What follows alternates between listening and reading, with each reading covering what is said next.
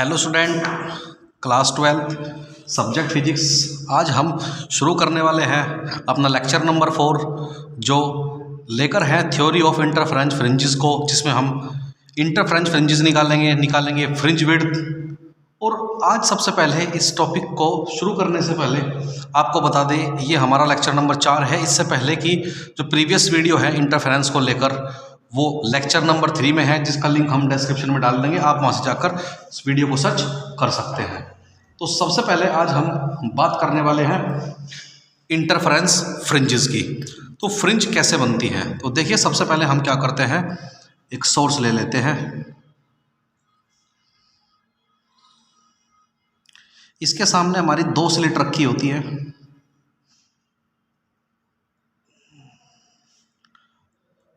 एक अकेला सोर्स था हमारा, पॉइंट साइज सोर्स था। इसके सामने हमने 2 स्लिट रखी है। एक स्लिट को नाम दिया है S1, एक स्लिट को नाम दिया है S2। और यहाँ पर हमारी कहीं सामने स्क्रीन है जिस पर हमें इंटरफेरेंस पैटर्न को चेकआउट करना है। तो सबसे पहले आप जानते होंगे कि जो हमारी स्लिट होती है, इनके बीच का जो गैप होता है वो हमारा स्मॉल d होता है। और ये जो हमारे सोर्स है S1 और S2, सोर्स और स्क्रीन के बीच का जो डिस्टेंस होता है उसे हम कैपिटल D कहते हैं। ठीक है, तो यहाँ से आपको पता होगा जब भी कोई पॉइंट सोर्स होता है वो हमेशा स्फेरिकल वेव फ्रंट जनरेट करता है। ये स्फेरिकल वेव फ्रंट हमारी जनरेट करेगा और ये पेनिट्रेट करेगा सोर्स S1 S2 के हर एक पॉइंट को यहाँ पर पेनिट्रेट वो करने वाला है। ठीक है, तो ये रिसीव होगी वेव फ्रंट अब किसे, ये रिसीव होगी S1 को। ये सारी वेव फ्रंट्स S1 को रिसीव होगी। अल्टरनेटिवली ये हमारी S2 को भी सारी वेव फ्रंट्स रिसीव होगी।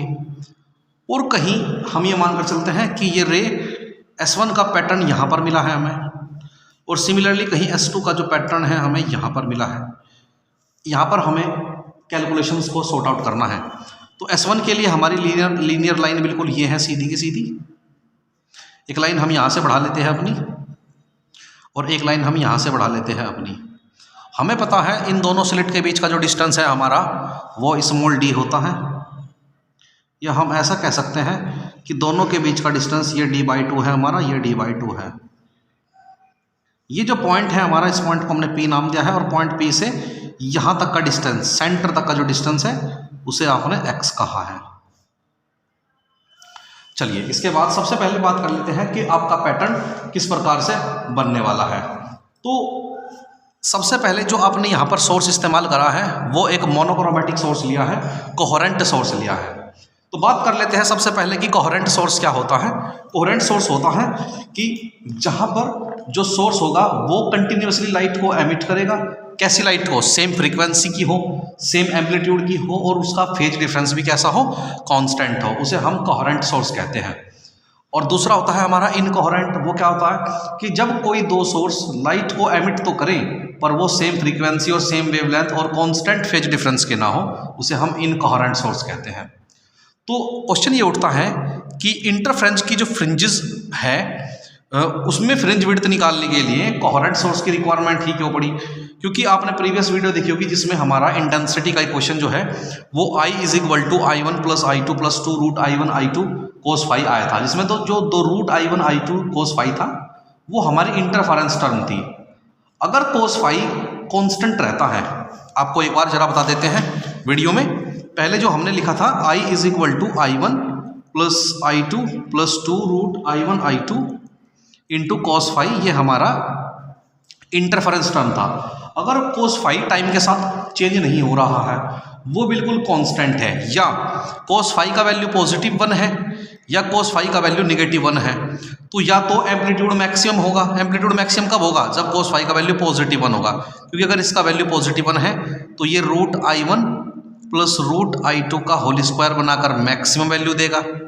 अगर cos phi का वैल्यू -1 है तो ये नेट इंटेंसिटी का वैल्यू √I1 - √I2 का होल स्क्वायर देगा।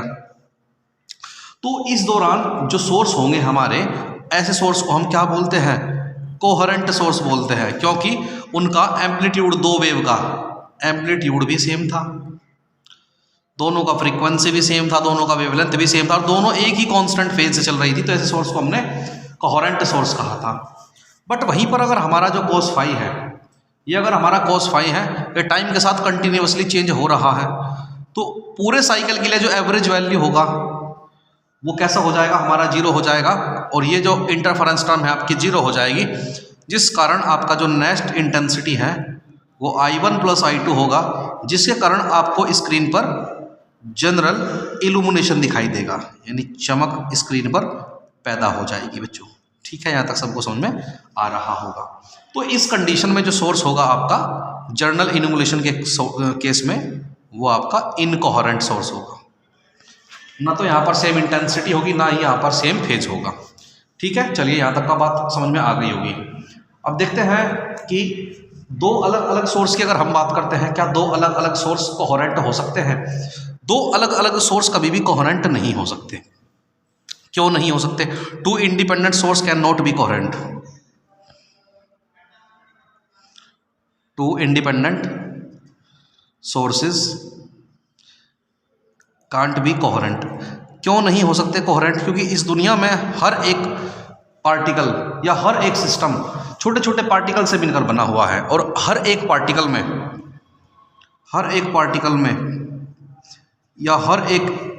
में मिलियंस ऑफ एटम्स होते हैं, और ऐसा बिल्कुल भी पॉसिबल नहीं है कि हर एक एटम सेम इंटेंसिटी का हो या सेम फेज से लाइट को एमिट कर सके। तो हम कह सकते हैं कि दो इंडिपेंडेंट सोर्स कभी भी कोहेरेंट नहीं हो सकते। तो अब क्वेश्चन ये उठता है कि दो कोहेरेंट सोर्स को हम सिंगल पैटर्न से कैसे बना सकते हैं? तो उसका मेथड हमारे पास में है यंग डबल स्लिट एक्सपेरिमेंट। तो चलिए यंग डबल स्लिट एक्सपेरिमेंट को फिर पढ़ने से पहले एक दो पॉइंट को और डिस्कस कर लेते हैं कि अगर कंडीशन है दो कोहेरेंट सोर्स को बनाने की, तो क्या कंडीशन होनी चाहिए? Condition for obtaining coherent source.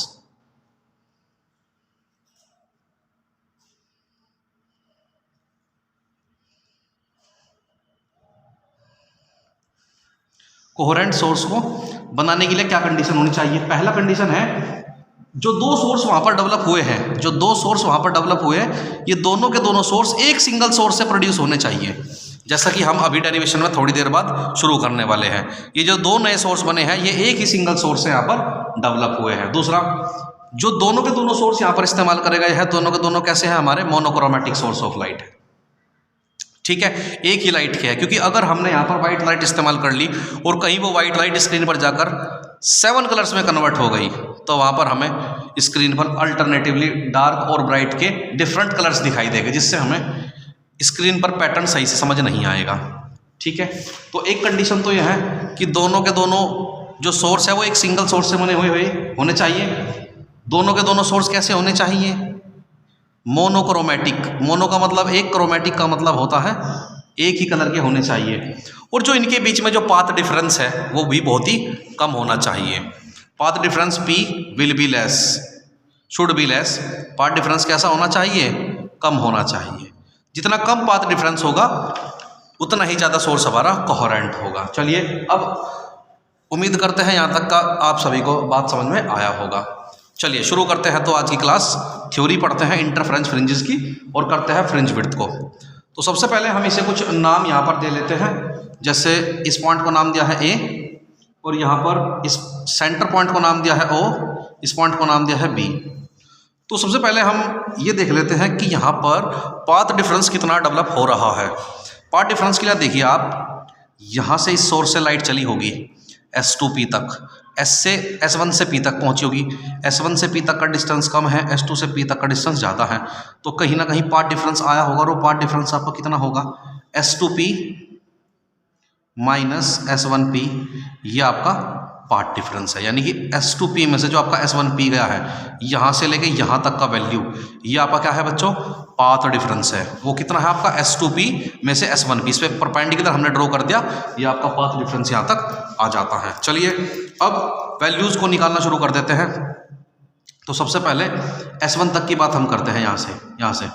तो ट्रायंगल अगर हम लेते हैं, इन ट्रायंगल S2BP में, ट्रायंगल लिया है हमने S2BP में, जो बड़े वाली साइड है पाइथागोरस यहाँ पर इस्तेमाल करने वाले हैं, उसके हिसाब से हमारा S2P का जो स्क्वायर है वो बेस के स्क्वायर प्लस हाइट के स्क्वायर के सम के इक्वल होता है अकॉर्डिंग टू पाइथागोरस। तो बेस कितना है हमारा d का स्क्वायर है, प्लस यहाँ पर जो हमारा हाइट है वो कितना है, ये वैल्यू कितना है हमारा यहाँ से यहाँ तक सेंटर तक का, सॉरी सेंटर तक का डिस्टेंस हमारा कितना है x है, सेंटर तक का कितना है x है, और नीचे का वैल्यू कितना है d/2, ये सेंटर तक का वैल्यू है x। तो ये कितना बचा हमारे पास में x प्लस d/2 का होल स्क्वायर, दैट इज अपना इक्वेशन नंबर सेकंड। सिमिलरली हम एक और ट्रायंगल यहाँ पर ले लेते हैं। इन ट्रायंगल ध्यान से देखिए, ट्रायंगल यह है इस बार S1AP। तो ट्रायंगल S1AP में तो S1P का square is equal to base कितना है आपके पास में, यही है S2B, वो क्या है अपना d का स्क्वायर, प्लस ये अब मुझे वैल्यू चाहिए ये P से लेके A तक का, क्योंकि यही है मेरा वैल्यू। तो पूरा कितना है x में से आप सब्ट्रैक्ट कर देंगे d/2, तो ये वैल्यू आपके पास में मिल जाएगा x माइनस d/2 का होल स्क्वायर। ये आपकी क्वेश्चन नंबर कैसी होगी, थर्ड होगी। अभी आप क्या करने वाले हैं, दोनों ही क्वेश्चन का सब्ट्रैक्शन करने वाले हैं। तो by subtracting question number second by question number third, now we gate,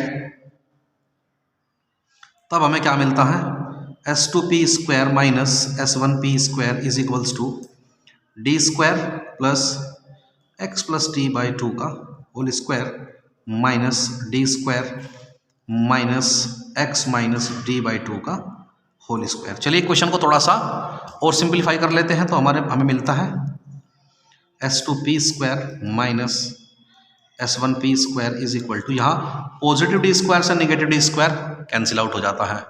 अब a प्लस b का हम होल स्क्वायर ओपन कर लेते हैं, उसके हिसाब से हमें मिलता है x square plus d square by 4 plus XD।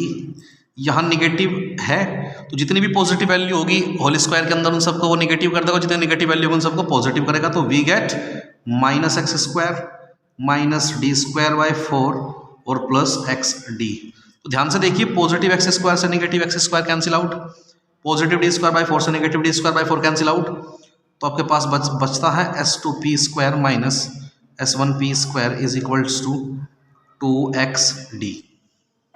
ठीक है, तो अब यहाँ से हम क्या करते हैं, ये हमारे पास में जो a square minus b square लिखा हुआ है, हम इसे एक बार जोड़ लेते हैं, एक बार घटा लेते हैं, because we know that a square minus b square is equals to a plus b into a minus b। So अब हम लिख लेते हैं S2P minus S1P into S2P plus S1P is equals to 2XD। अब ध्यान से देखिए, जो अपना S2P माइनस S1P है इसे हमने पाथ डिफरेंस कहा है P। और अगर आप इस डायग्राम को थोड़ा ध्यान से देखें तो ये जो पैटर्न आपकी स्क्रीन पर यहाँ दिखाई दे रहा है, ये नियर अबाउट द सेंटर ही है, इसके ही इर्द गिर्द है थोड़ी ही डिस्टेंस पर। तो S1P जो है वो S2P के लगभग इक्वल होगा, कब, जब वो D के इक्वल हो जाए, क्योंकि ये S1P और ये S2P दोनों पास पास है, क्योंकि पाथ डिफरेंस कैसा है, दोनों के बीच में बहुत ही कम है, हम ऐसा मानकर चले थे। तो पाथ डिफरेंस क्योंकि कम है तो आप लिख लेंगे S2P अप्रोक्सीमेट इक्वल S1P, और ये दोनों अप्रोक्सीमेट इक्वल है D के। D क्या है, इन दोनों सोर्स और ये जो दोनों सोर्स आपको दिखाई दिए हैं, इन दोनों सोर्स और स्क्रीन के बीच का डिस्टेंस है कैपिटल D। तो S2P माइनस S1P को आपने पाथ डिफरेंस कहा है, और इनटू में S2P का वैल्यू भी D लिखा है, S1P का वैल्यू भी D लिखा है, इज इक्वल्स टू में आपके पास में है 2XD। तो P इंटू ये वैल्यू आपके पास में 2D हो जाएगा, इज इक्वल्स टू 2XD। 2 से 2 कैंसिल आउट हुआ है, तो P का वैल्यू आपके पास आया है x small d divide by capital D। ये आपका नेट पाथ डिफरेंस आया है। ठीक है बच्चों, अब आपने पता था कि जो आपकी फ्रिंजेस होती हैं, डार्क फ्रिंजेस हो चाहे आपकी ब्राइट फ्रिंजेस हो, अगर आपको उन्हें वैल्यूज़ को निकालना है तो ब्राइट फ्रिंज कौन देगा आपका, कंस्ट्रक्टिव इंटरफेरेंस, और डार्क फ्रिंज कौन देगा आपका, डिस्ट्रक्टिव इंटरफेरेंस। चलिए अब बात कर लेते हैं फ्रिंजेस के लिए। तो बात करते हैं पहले for constructive interference, for bright fringes, for bright fringes. Bright fringes के लिए हमें क्या इस्तेमाल होगा, कंस्ट्रक्टिव इंटरफेरेंस। ब्राइट फ्रिंजेस के लिए हमें लेना होगा कंस्ट्रक्टिव इंटरफेरेंस। देखिए पाथ डिफरेंस हमने कितना निकाला है अभी, P is equals to x X small D by capital D. और कंस्ट्रक्टिव इंटरफेरेंस के लिए हमने ऑलरेडी निकाल रखा है पार्ट डिफरेंस हमारा P is equal to N lambda, जो कि हमारी वीडियो नंबर 3 में अच्छे से हमने समझा दिया था आपको कि कंस्ट्रक्टिव इंटरफेरेंस के लिए जब भी पार्ट डिफरेंस होगा वो एन लैम्डा होगा। आप चाहे तो वीडियो नंबर 3 में जाकर देख सकते हैं, हम लिंक आपको डिस्क्रिप्शन में डाल देंगे। तो P is equals to X D by D, P is equal to N lambda. हम क्या करते हैं, अब दोनों ही इक्वेशन को कंपेयर कर लेते हैं। यहाँ से हमारा X small D by capital D is equals to N lambda, तो यहाँ से हमारा एक्स एन आ जाएगा, ये एक्स, तो X is equal to N lambda capital D divide by small D, ये हमारा एक्स एन है। क्योंकि अगर यहाँ पर हम एन का वैल्यू 0 रिप्लेस करते हैं तो हमारा एक्स 0 इज इक्वल टू 0 आ जाता है। और ये क्योंकि कंस्ट्रक्टिव इंटरफेरेंस है तो ये हमारी होगी सेंट्रल ब्राइट फ्रिंज, सेंटर पर जो हमारी ब्राइट फ्रिंज बनी है। सिमिलरली अगर इसी क्वेश्चन में अगर हम n का वैल्यू 1 रिप्लेस कर देते हैं तो हमारा x1 आ जाता है 1 into lambda D by D, जो है अपना लैम्डा डी बाई डी, ये हमारा है फर्स्ट ब्राइट फ्रिंज, ये हमारा पहला ब्राइट फ्रिंज है, ये सेंट्रल ब्राइट फ्रिंज, ये हमारा फर्स्ट ब्राइट फ्रिंज। और अगर हम n का वैल्यू वापस से 2 रिप्लेस कर देते हैं तो x2 आता है हमारा, वो होता है 2 लैम्डा डी बाई डी, ये हमारा सेकेंड ब्राइट फ्रिंज है। सिमिलरली ये पैटर्न तो चलता जाएगा फॉर nth टर्म के लिए। For small n is equal to n के लिए अगर रखें तो xn का वैल्यू आ जाएगा हमारे पास में n lambda D by small D, ये हमारी क्या है बच्चों, nth डार्क फ्रिंज है, ये है हमारी nth डार्क फ्रिंज। चलिए उम्मीद करते हैं ये जो पैटर्न है आपको ब्राइट फ्रिंजेस के लिए समझ में आया होगा on the basis of interference theory of fringe width. तो अब बात करते हैं फॉर नेक्स्ट जो है हमारा इसी का पार्ट, वो है फॉर डार्क फ्रिंजेस। चलिए बात कर लेते हैं डार्क फ्रिंजेस की। डार्क फ्रिंजेस के लिए हमें क्या करना होगा, डार्क फ्रिंजेस के लिए हमें जाना होगा डिस्ट्रक्टिव इंटरफेरेंस के लिए। डार्क फ्रिंजेस के लिए हमें जाना होगा डिस्ट्रक्टिव इंटरफेरेंस के पास।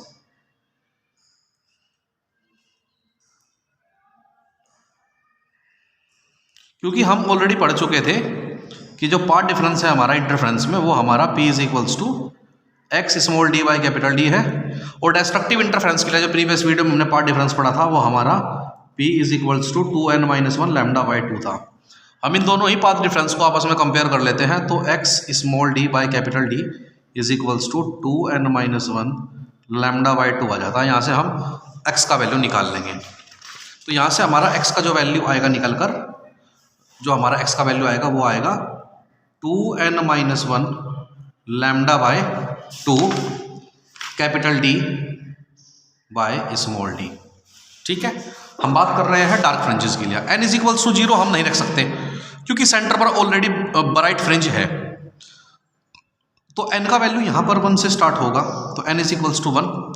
तो जैसे ही हम n का वैल्यू 1 रखा तो 2 माइनस 1 1, तो ये x1 आ जाएगा हमारा, वो आ जाएगा lambda by 2 capital D by small d, ये हमारा है फर्स्ट डार्क फ्रिंज, ये हमारा पहला डार्क फ्रिंज यहाँ पर कैलकुलेट हो गया है। अगर हम n का वैल्यू 2 रिप्लेस कर देते हैं तो हमारे पास में x2 कैलकुलेट हो जाएगा, तो 2 2 ज़ा 4, 4 minus 1 3, 3 by 2 lambda d by d, ये हमारा क्या आ गया है, ये आ गया है हमारा second dark fringe, second dark fringe. चलिए बच्चों, सिमिलरली फॉर n केस अगर n is equals to n है, देन अपना xn इज इक्वल्स टू जो ये था xn, तो xn इज इक्वल्स टू अपने पास में आ जाएगा 2n minus 1 lambda by 2 capital D by small d, ये अपना क्या है nth डार्क फ्रिंज हो जाएगा। आई होप सबको यहाँ तक का वीडियो बिल्कुल समझ में आ गया होगा। तो चलिए अब बात कर लेते हैं फ्रिंज विड्थ की। तो फ्रिंज विड्थ हमारा कितना होता है उसकी बात कर लेते हैं। तो सबसे पहले फ्रिंज विड्थ के लिए क्या बात करते हैं, तो सबसे पहले आपको बता देते हैं कि फ्रिंज विड्थ होता क्या है। ये जो फ्रिंजेस आपने बनाई हैं डार्क और ब्राइट, इनकी कुछ ना कुछ चौड़ाई भी तो होगी। जैसे कि आपके पास में एक स्क्रीन है, इस स्क्रीन पर कुछ पैटर्न आपको दिखाई दिए होंगे यहाँ पर, ऐसा मान लेते हैं। सपोज ये आपका डार्क स्पॉट है, इसी के साथ ही आपका एक ब्राइट स्पॉट है। फिर अल्टरनेटिवली आपका कोई डार्क स्पॉट है, फिर सपोज फिर आपका एक ब्राइट स्पॉट है, फिर सपोज आपका क्या है, एक डार्क स्पॉट है, फिर क्या है आपका एक, फिर वापस से आपका एक ब्राइट स्पॉट है। तो डार्क ब्राइट ये फ्रिंजेस आपको स्क्रीन पर दिखाई दे रही होगी। तो अगर आपको इस फ्रिंज की चौड़ाई निकालनी है ना, तो देखिए ये सपोज ये ब्राइट है आपकी, ये जो हमने यहाँ पर शेडो करी है, सपोज ये आपकी ये सपोज आपकी डार्क फ्रिंजेस है, ये जो हमने शेडो करी है। तो अगर मैं इन दो कंजिक्यूटिव मतलब एक से अगली वाली को ही, अगर इन दोनों के बीच का मैं सेपरेशन निकाल देता हूँ ना, तो वो सेपरेशन आ जाएगा मेरे पास में ब्राइट वाली का। और अगर मुझे डार्क फ्रिंज की चौड़ाई निकालनी है, तो सपोज ये मेरी एक डार्क फ्रिंज है और एक मेरी ये डार्क फ्रिंज है, और मुझे ब्राइट का सेपरेशन निकालना है, तो दो डार्क का मैं क्या कर दूंगा, सेपरेशन कर दूंगा, ब्राइट आ जाएगा। और अगर मैं दो ब्राइट का सेपरेशन कर देता हूँ, ये दो ब्राइट जो ये ब्लैंक स्पेस वाली दिखाई दे रही है, अगर इन दोनों का सेपरेशन मैं कर देता हूँ कंजिक्यूटिव्स का, तो मेरे पास में डार्क का सेपरेशन आ जाएगा। तो बेसिकली आपको बताया जो गया है, फ्रिंज विड्थ आपका होता क्या है, फ्रिंज विड्थ होता है it is the separation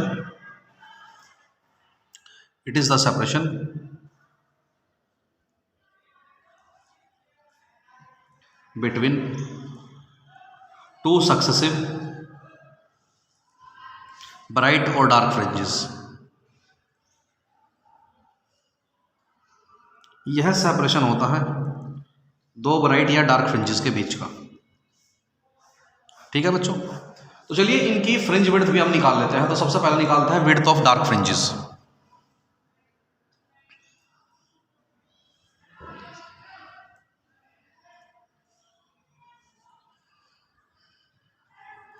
width of dark fringes, dark fringes की विड्थ क्या होगी, separation between two consecutive bright fringes.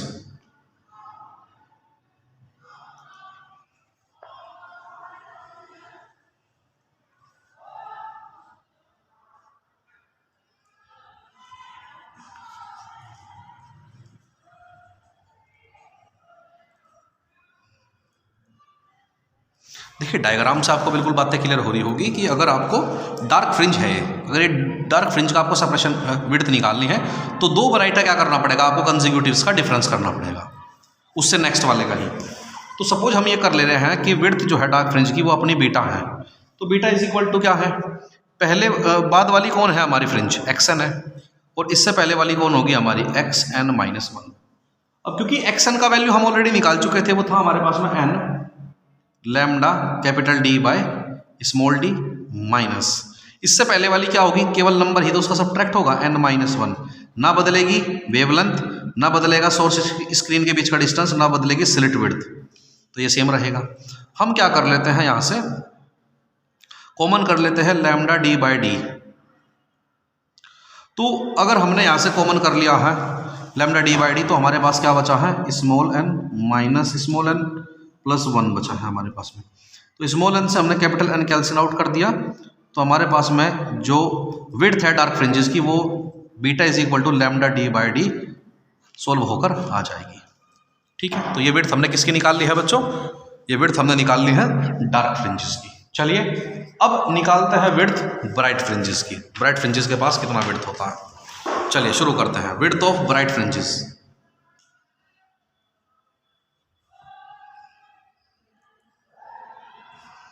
Bright fringes की अगर मुझे विड्थ निकालनी है, देखिए ये मेरी ब्राइट फ्रिंजेस है, अगर ये मेरी ब्राइट फ्रिंज है, ये जितना ब्लैंक स्पेस दिखाया, अगर ब्राइट फ्रिंज की मुझे विड्थ निकालनी है तो क्या करना होगा, सेपरेशन करना होगा दो कंसेक्यूटिव डार्क का, दो कंसेक्यूटिव डार्क का सेपरेशन कर दीजिए, ब्राइट की आ जाएगी वैल्यू। तो विड्थ ऑफ ब्राइट फ्रिंजेस हमारा क्या है, सेपरेशन बिटवीन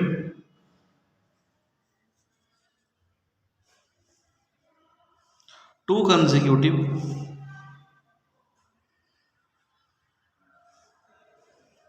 डार्क फ्रिंजेस। ठीक है, तो डार्क फ्रिंजेस का सेपरेशन करने के लिए हमने इसे नाम दिया है beta dash.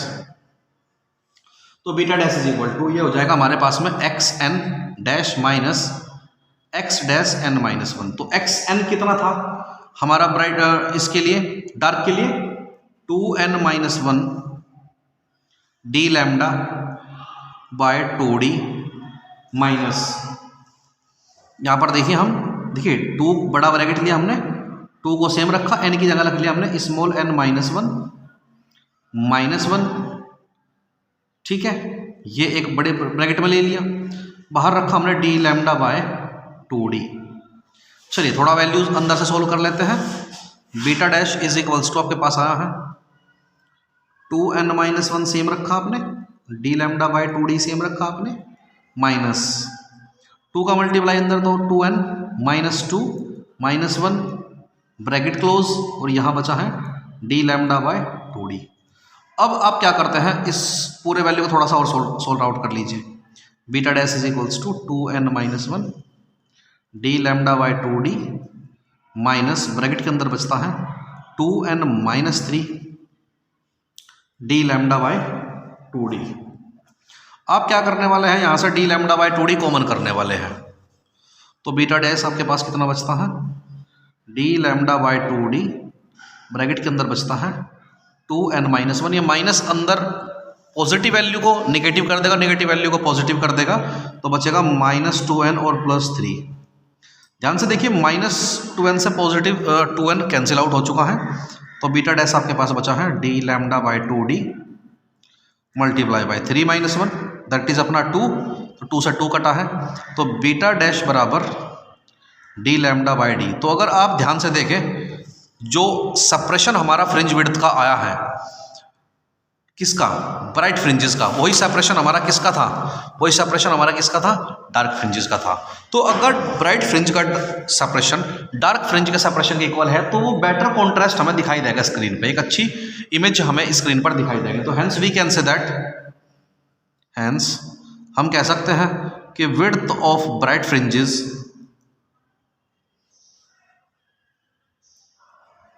Is equal to the width of dark fringes.